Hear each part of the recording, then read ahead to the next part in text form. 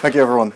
So my name is Roelof, and I have, for a while now, every time I studied in Glasgow, I've been looking into games and mental health and how playing games can actually be really, really good for someone's well-being and emotional state. One small thing before I start, at the very end of the presentation, I'm going to be covering slightly sensitive topics. There'll be a warning just before I get into it, so anyone who is uncomfortable with that, they can leave the room. But for now, I want to talk about how games can improve well-being, but I want to get things a little clear because there's probably a lot of baggage with that question. Can you improve your mental health by playing a game? And I don't mean by experiencing a really cathartic story, because sometimes there's a story and it really hits you and it resonates with you, and that can be a breakthrough for oneself. That's not quite what I'm talking about. I'm not talking about games that are multiplayer or in person and bring people together and help with connecting through the social aspect. It's also not what I'm talking about. And I'm not talking about games that teach you how to do well-being. So games is like a vehicle for a lesson. It's not what I'm talking about either. I'm talking about purely by playing. You pick it up, you use it, no prior knowledge, and afterwards your well-being, your mental state is better off than you left it before. Vis-a-vis feeling good, generally more therapeutic well-being, not so much entertainment. So let's get into the foundations and the assumptions I've made to make this work. Mental health interventions are like a rising tide that raises all ships. You do not need to be in have a bad episode, be in a bad spot for them to have an effect on you. You can be doing really well. You can be doing averagely, and an intervention will usually raise your state quite well. Meditation is a good example. Doesn't really matter where you're at in your life. It's generally a good thing to do, similar to like exercise. The core of mental health is awareness and attention. Where you are aware of and where you direct your attention will ultimately be your internal world. And if you're constantly thinking about negative thoughts, as that's where your attention is going, you're going to feel that in your well-being. Emotionally, you're going to feel down. If you're more aware and more grateful for things, you're going to feel better about yourself. So awareness and attention are really like pillars of well-being. Secondly, this is maybe a little stranger point, but we'll get to this again later at the end. Technology and tools are not values neutral. I don't believe that when you use these things that they are, sometimes they're good, sometimes they're bad, depending how they're designed. It's a lot more, they actually have an effect on how you even perceive values. A small, tiny example of this is our scales. So maybe not digital technology, but technology nonetheless. It's something that we all have, scale to weigh yourself with. And because it is ubiquitous, because it's everywhere, and because everyone has one, weight as a measurement of health actually becomes more important, because we can all gauge it next to each other. So it's not only that it's good for you or bad for you, it actually determines how you judge that, what is good and bad for you. So technology is a real powerful thing, and obviously as game designers and as game developers, we're using also really powerful tech. So let's look at something like meditation, which is an intervention for well-being. I'm operationalizing it here just to kind of give you an idea of what I'm talking about. There's not only mindfulness meditation, there's heaps of other stuff, but this is just like the most, I guess, the most popular one at the moment. So everyone knows that you meditate by breathing in and out very slowly, but that's not quite where the magic happens. By breathing in and out, what will inevitably happen is that you're going to get distracted. Your thoughts are going to wander, you're going to be dealing with something that's more important. It might be that you're uncomfortable, it might be that you've got an important interview coming up, or a host of different things. The power of meditation comes from when you recognize that distraction and recognize that you are being distracted. In that recognition, you can then choose to bring your focus back to the breath. If you do this in a forgiving and open sense, so you're not getting mad at yourself like, oh, I should have been focusing, oh, I should have been doing this. You actually just can gently direct your attention back to the breath. In doing so, that is kind of like activating a muscle and practicing a muscle. And the more you practice, the better you get at it. That then comes into everyday life. If you're procrastinating, but you've meditated a few times, you can actually recognize, that's what's going on. No big deal. Focus back again. This is where you see the benefits in focus. This is why sometimes you see people who say that meditation helps them with listening. It fosters the sense of listening to oneself, which then also goes outward. Again, because it deals with attention, it has all of these cascading effects, and that's why you've probably heard many people recommend meditation, because It's good for if you've got anxiety, it's good if you've got depression, it's good when you've got none of these things and all of these things, and it sounds like a panacea. The reason is because it actually is really good at dealing with attention and creating this awareness of where your attention's at. Now, given that we're in a games context, and given that probably some of you have had game design lessons, this might look awfully familiar because it's very similar to a game loop. For those who don't know, a game loop is essentially the circle of actions that you keep doing in a game again and again. A very, very, very basic one is that you execute an action, you get rewarded, you assess the reward, you use the reward to do the action again, and you go further. Of course, in the games there will be other sub-loops as well. You might have to position yourself, you might have to reload, all of these things come into it, but the general concept is the same thing. So we've got something that's now operationalized, but it's a well-being intervention, and we also have a game that's operationalized like this. Stands to reason then that we can actually gamify this quite easily, and not add game-like elements, but make a game out of the action itself. In my having a look, we're going to go through some examples, and what I've seen in the games that I've looked at are very much that there's three ways of approaching this, helping people. One's incidentally, which it just kind of ends up happening. It wasn't designed to help people, but there's something about the game that's actually just good for one's brain. Second is clinically. These are games that are often designed alongside either actual psychological interventions, so they're designed to be used in the context of a clinical setting, or they're designed from the ground up specifically to help with one thing. They can be very specialized. And the last one is, which are seeing more and more of, and I'd wager that we'll be continuing to see more of, are mixed. These are games that have been designed from the ground up to be have a positive effect. However, they're aware that they'll be used in everyday settings. So something like, you can imagine a Duolingo is, obviously if you're taking a language class, there's a lot of controlled environments there. Duolingo does not account for those. It says, here's an app, you can learn language that way. I think we're going to see a lot more of those mixed category games. So let's look at some examples, and an interesting one to start with is Tetris. You might think Tetris, the Tetris effect, and that might be where your mind's going, but the Tetris effect is actually separate from this.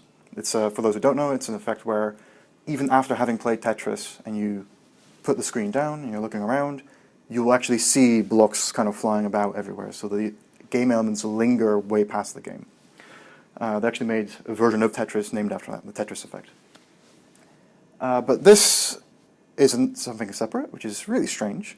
It turns out that if you play Tetris between counseling sessions for PTSD and other related trauma counseling sessions, incidents and symptoms actually go down. It's an interesting phenomenon. Obviously it wasn't designed to do that, but it seems to do so. The thinking of this is because when you play Tetris, it engages a very abstract part of your brain. It's a spatial, visual spatial element. You're trying to fit things in a spatial context rather than thinking about your own things. This engages a part of the brain that's actually also associated with forming memories. And a lot of trauma, a lot of PTSD, is essentially memories that haven't been formed correctly. They feel more vivid, they feel more emotional. It's because they've not been processed properly. So it seems that Tetris is actually really good at helping people process trauma into memory so that they can then deal with it better.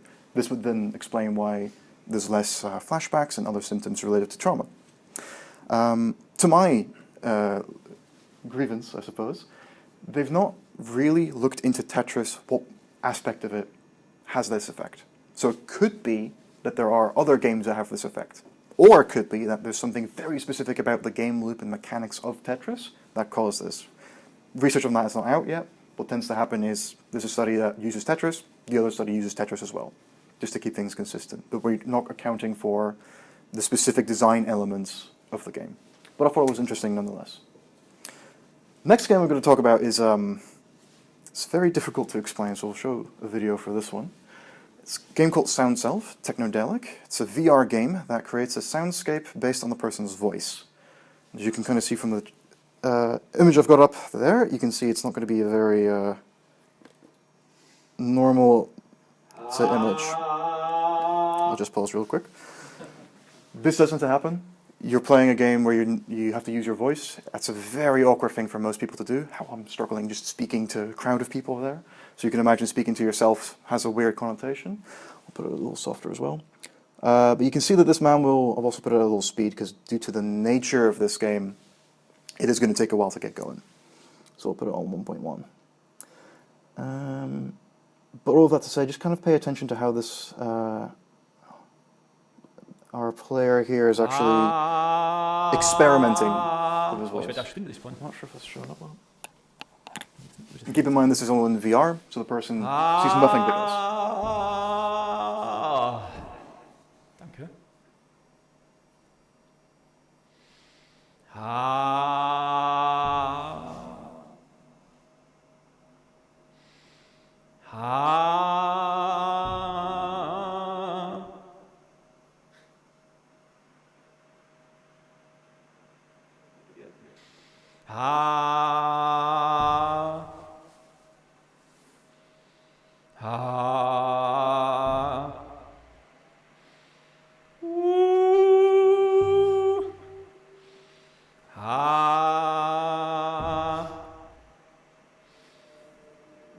Okay.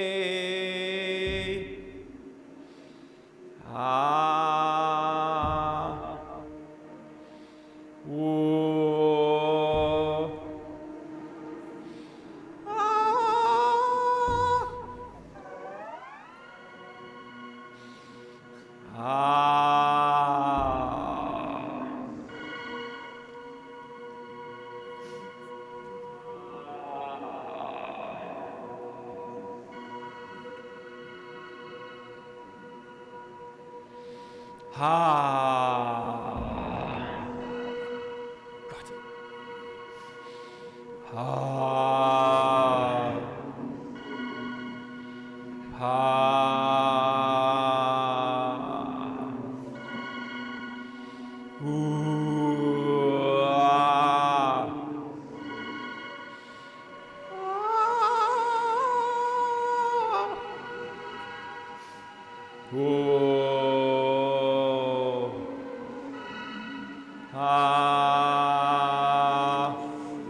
And this goes on for quite a while.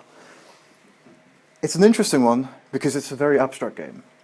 There's not real feedback. Occasionally what you do hear is the person's voice thrown back at them, and it actually gives them a chance to harmonize with it. So you can kind of tell by how he's playing. At first it's like, okay, oh, way, oh, making noises, and then he's kind of humming. And it's a lot more rhythmic, it's a lot more almost like chanting. And it turns out that that actually does have positive effects. Let me just get this up again. So sound stuff has been proven to increase mood, decrease anxiety, and depression. The kind of method by how this works is it decreases the default mode network, which is a circuit in the brain that's essentially always running. And what it's usually associated with, because again, neuroscience sometimes is like, it kind of does this, kind of does that, but the default mode network seems to be running when we're telling ourselves stories about ourselves. So when we're thinking about who am I, what do I stand for, and even so far as I'm separate from the world.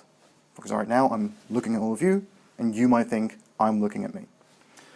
If that network in the brain slightly goes off, these thoughts kind of disappear, but alongside that, the sensation of self disappears. You might have heard some hippies say, the self's a lie, man. Well, there's some truth to that. And this kind of gets people in a state like that. The same state, by the way, is associated with people who've got years and years and years of meditation experience. So it seems to be doing a lot of things well. This has been also studied with EEG, which are basically all those nodes that you might have seen in like medical dramas where they measure someone's electronic brain activity. So it's been, studied quite a fair bit. And currently, which is a very interesting thing to me, it's currently being used as an adjunct to psychedelic-assisted therapy. So it's already quite psychedelic as a game, but in conjunction with drugs, because right now what they're doing is they're using psychedelics with therapy. So like, you take a substance and then they talk you through the experience, talk you through what you've revealed, but alongside this, which is a bit more of a controlled thing, and even perhaps a primer to what they can expect, they're getting interesting results from that. So it's a game that's being used alongside a drug, alongside a therapy, so it's a really interesting space that they're operating in. If that's a little too woo-woo for everyone, I've got a bit more down-to-earth game from my fellow countrymen. It's a lab in Nijmegen, the Netherlands, and they've made a game called Mindlight. It's a game that's meant for kids between 8 to 12 years old, and it's played with one of those EEG headsets. rather than having the full cap on, where you have to like have your actually like gel on your head, easier for some than it is for others. But it's a small node you can see that's just above the brow that then takes input from there and feeds it back into the game. The goal of the game is to light up a house. So you walk around and you encounter lights, as you can see in the bottom corner, and by remaining calm and being really, not stressed, you can kind of see that in those waves by how focused someone is, and if the focus is more dispersed, someone tends to be more calm. So it measures that, gives it away, and if the person in the dark can remain calm, the light goes on, and they're rewarded for that in the game. By doing so, you actually are leveraging exposure therapy, which is a therapy associated with cognitive behavioral therapy, where you're basically exposing someone to the thing that they're scared of in safe and incremental bits so that they can deal with it bit by bit. This game is essentially exposure therapy for the dark, and it trains you, rewards you every time that you're calm. And it's what's really interesting to me is that it actually outperforms cognitive behavioral therapy, which is currently the standard for a lot of therapy. Like, if it outperforms that, that's better than placebo. That is insanely effective. Part of the reason is probably because it's for kids. Cognitive behavioral therapy tends to be very cognitive. There's a lot of talk there, there's a lot of agency that you do. But this seems to be a delivery method that resonates more, and thus is more effective. And obviously, if you've got a fear that's untreated as a kid, that's going to affect you in adulthood. And by treating it when you're younger with a game, the benefits of that are, cascade, because you're not suffering from fears later on in your life. So it's a super interesting intervention here. Again, they've also done studies on this one, and I think also the Nijmegen University there, also with EEG stuff, it's been approved by a couple of other publications to be an effective intervention for kids. So that's interesting. Last example I kind of want to talk about is a current game called Zengens. This is, again, a VR game, but it's a lot more traditional video game-like. It's a shooter, for one, but it uses breathing exercises. So again, breath work is a therapy that's often prescribed to people to gain more control and more emotional resilience. This actually gamifies that, and they've used the pacing of the level. So there's enemies, and you charge your gun by breathing in, so you're wearing an extra thing to make sure that you're breathing. I think they're working on currently measuring it by micro movements in the VR headset, but I don't think every system supports that. But the gist is you breathe in, you load your gun, and by releasing you shoot. And you're literally like finger gunning enemies here and there. And the pace by which you encounter enemies is actually matched to breathwork exercises. So it's taking this thing that exists, and it's looking at how it works, how it's timed, and then using it in a game-like setting with where the person just does the action without them knowing. They're being tricked into doing breathwork. What's particularly interesting about Zengens is that its developers are making a software development kit and an overall model for these sorts of games, and that has recently gotten FDA approval in America. So the FDA says that you can use video games to improve your mental health. So I think that's a very good answer. But let's go back to the general observations a little bit. With a lot of these games, you see that there is a VR element or even the biofeedback element, and although that creates a more effective game because you're using your body more, you're more engaged with the signals that that body gives you, the sad part obviously is that not everyone has these things. So they're a little less available to the average person who might have real good need for these things. So it hampers the accessibility and also like democratization of these sorts of games. They generally all use an existing intervention that has been proven and then operationalize that. I think there might be some room to explore maybe a bit more spiritual aspects of this, because someone might say that they pray, and that has effects. And there's some studies that show up that you would not get your therapist to recommend you to go pray, but perhaps there is something there that a game can offer in the same way. That said, even if you're not using VR, if you're not using biofeedback, it is really important to get the attention of the player to their body. You can do that by having maybe slower input, because we're all trained to use video games a certain way, they have a certain pace of input, but if you make it just a little uncomfortable and slow to move, you suddenly become aware of your hand. And you tune back into the movements that your body is making. And that awareness, I think, is really important when you want to get mental health benefit effects, because ultimately your consciousness needs to be directed at oneself. And games are really, really good at directing it away, but they can also go back inwards. And that's a very unnatural design paradigm, but it is possible. The first addendum I wanted to bring up is from an institution that I'm a huge fan of, the Center for Humane Technology. You might have seen The Social Dilemma on Netflix a couple of years ago. They're responsible for that. And I bring it up because we might be able to, let's say we make a game that cures depression. Let's go blue sky thinking. If that is, let's say, monetized in a certain way that like requires FOMO to work, it kind of undermines a lot of the effects that that game will have. And the Center for Humane Technology has made a quick guide for designers and developers to use. You can go to their website to get this, or you can let me know and I can happily send you a link. But it basically goes into aspects of how humans operate and what makes them empowered. And there are ways that you can disempower them. Recently, a couple of months ago, I believe, the EU said that Fortnite had to remove the timers in their item stores because it created this sense of urgency and artificial scarcity, which is a really good way to make humans want a thing. And because a lot of kids play Fortnite and they're not as equipped to deal with these things, the EU said, gotta cut it out. And that's one example, but I think we're in the future going to see a lot more features like this. For example, an infinite scroll in an app where you're losing hours of your time. I think we're not going to see that for forever because people are ultimately no longer in charge. They're not being agentic, and having a sense of control, a sense of agency, actually is a huge part of being mentally well. Like people who feel like they are in control generally do better in a lot of aspects. So it's an important aspect of Nate I thought it bared raising up here. Lastly, this is the kind of the dark side of all of this, and there's a content warning. It contains suicide. I don't bring this up lightly, but if anybody feels uncomfortable discussing this, please. Thank you for your attention so far, and you can take this opportunity to go out if needed. But I can see that everyone's staying firmly seated, so let's go on. This is the story of Sul Setzer, who 3 months ago, I believe, took his own life, but not under normal circumstances.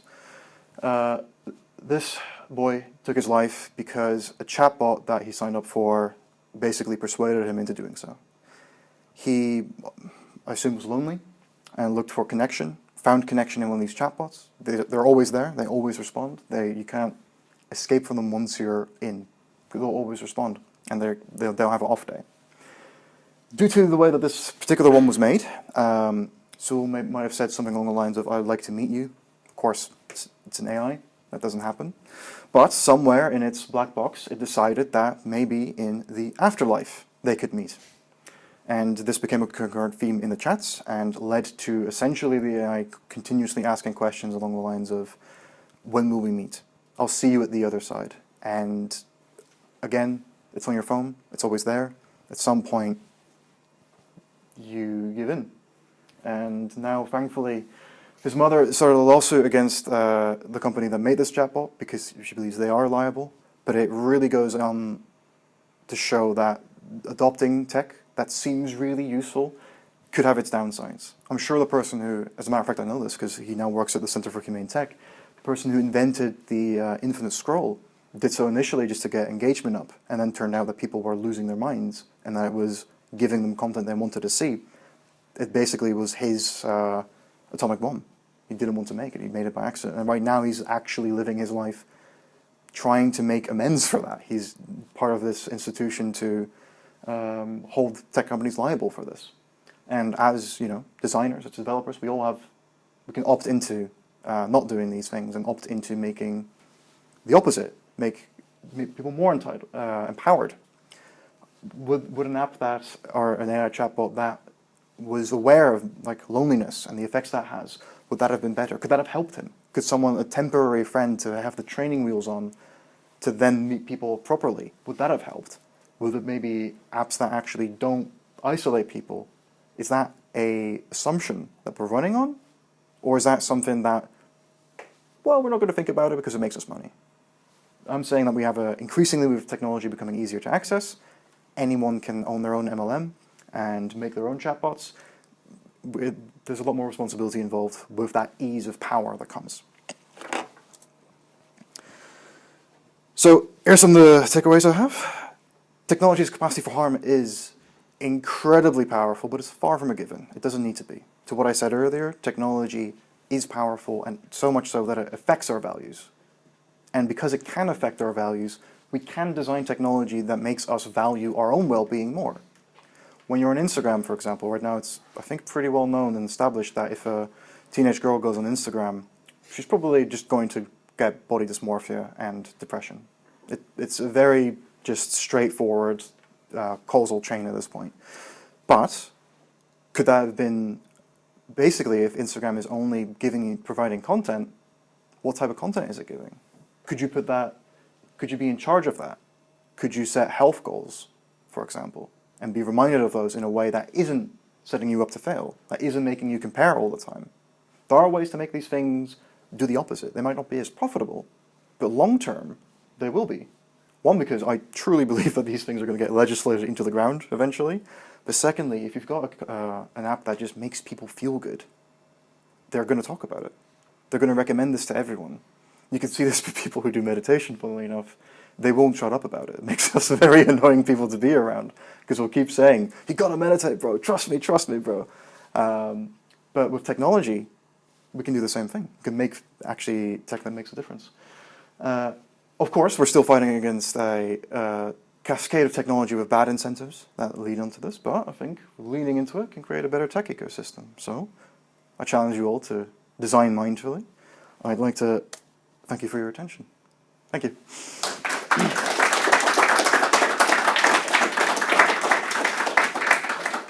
Thanks very much, Roelof. I think we've got 5 minutes or so if anyone's got any questions. Yes. The first question.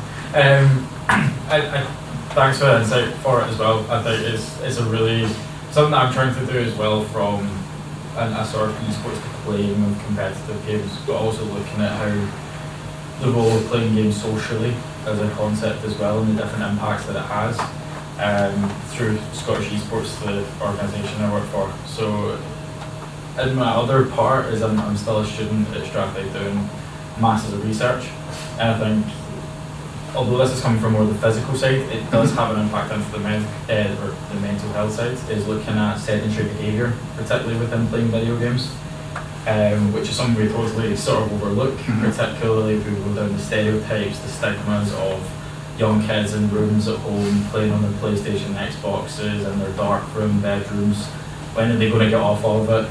Are they taking enough breaks? And I think these are also conversations I'm finding from the research that's tying back to mental health as well, is the overall impact that games play. It's great, it's got the benefits, but it's part of that sort of balanced, healthy lifestyle is how do we work alongside one another to achieve that. It's just to kind of ask a little bit more what your thoughts of how using technology, but also is there a collaboration between physical as well that can complement, because I think there's a lot of use of virtual and also looking into areas like AR as well to help make that happen.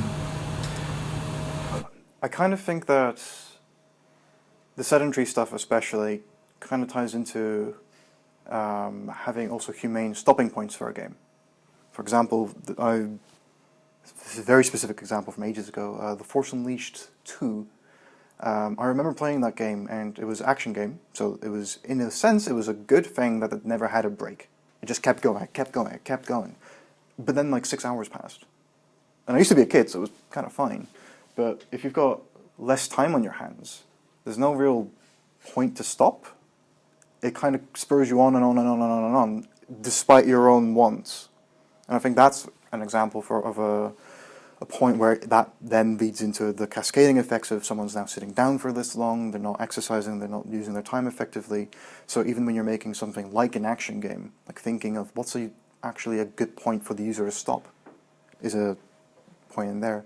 As for using augmented reality, I do believe there's potential there, but right now I think every piece of tech is too cumbersome or not ubiquitous enough to use, that there's going to be this adoption problem. And additionally, I think there might also be a design paradigm problem, because we're designing these things very much with, oh, it's like a video game, like the video games we play when we are sitting down. So you end up, there's a lot of VR games which are just games but you have hands in them, and I think there is something to be said for starting from scratch and being like, right, what would augment my life? Or what would augment someone's life, even? Would this look like bringing people to the gym? Maybe. Would it look like something like a running club? Perhaps. But I think the tech right now isn't there for it, because it's cumbersome, it's not quite, when you're running as well, it's not attached properly. So I'd say that, one, games can be designed to actually be less sedentary by having these breakpoints, and also, I think, there's also just something to be said for get outside and go for a run. Like, that obviously helps if it's a game, helps if there's people involved. There's ways to make that more fun and not as much of a task, not as much of a to-do list, but I think those can be dealt with as their own thing as well.